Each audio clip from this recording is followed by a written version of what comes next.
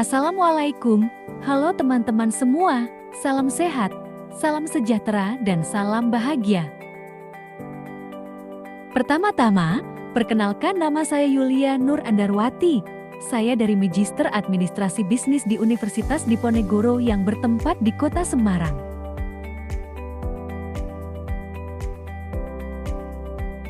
Dalam video kali ini, saya akan membahas mengenai apa itu administrasi bisnis.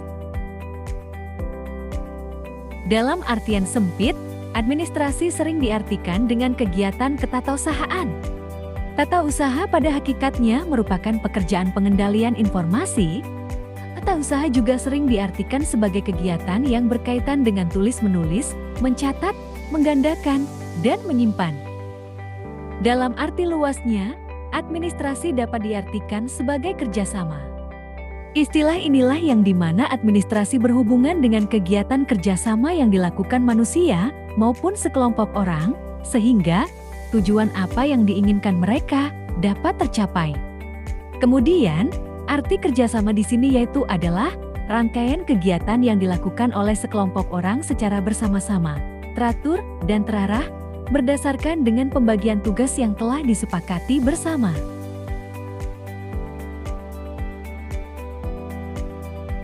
Jenis-jenis administrasi bisnis. Pada dasarnya, ada pun jenis-jenis yang ada di dalam administrasi, yaitu: pertama, administrasi kependudukan.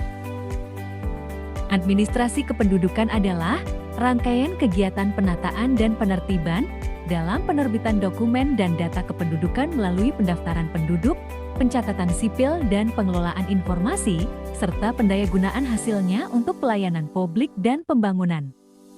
Kedua, administrasi keuangan.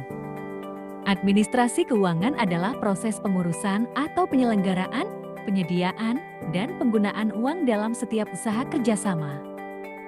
Ketiga, administrasi lingkungan.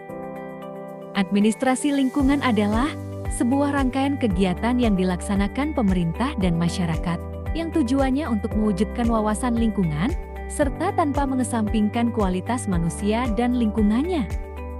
Keempat, administrasi negara.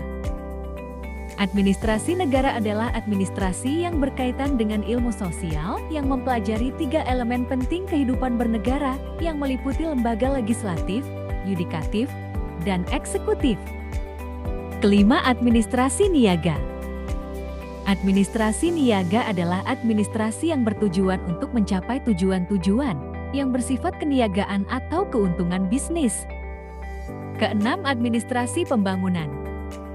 Administrasi pembangunan adalah administrasi yang meliputi proses pengendalian usaha oleh negara atau pemerintah untuk merealisasikan pertumbuhan yang direncanakan.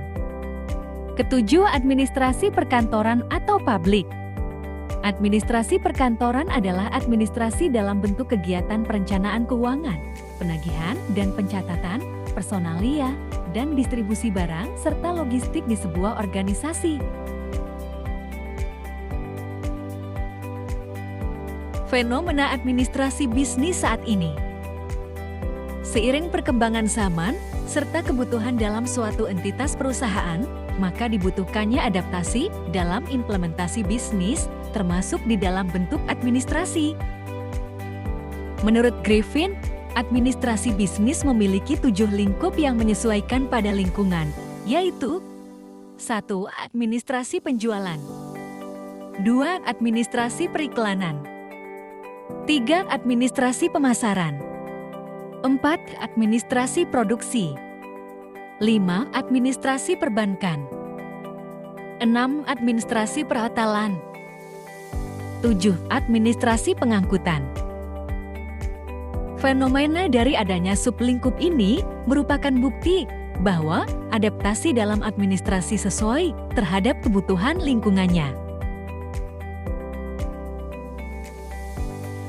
Kemudian, perkembangan administrasi bisnis.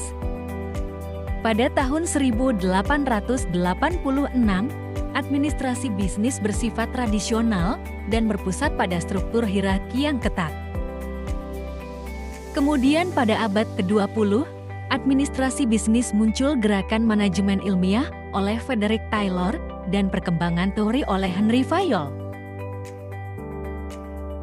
Pada pasca Perang Dunia Kedua, adanya kemajuan zaman yaitu adanya revolusi teknologi dan globalisasi ekonomi.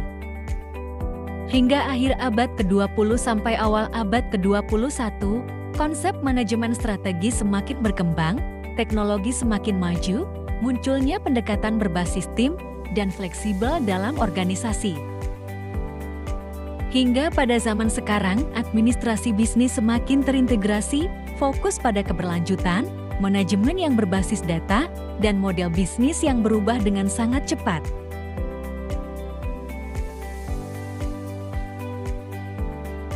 Nah, demikian akhir materi dari saya. Semoga materi ini berguna dan bermanfaat untuk kita semua. Terima kasih sudah mendengarkan. Salam sehat, salam sejahtera, dan salam bahagia. Wassalamualaikum warahmatullahi wabarakatuh.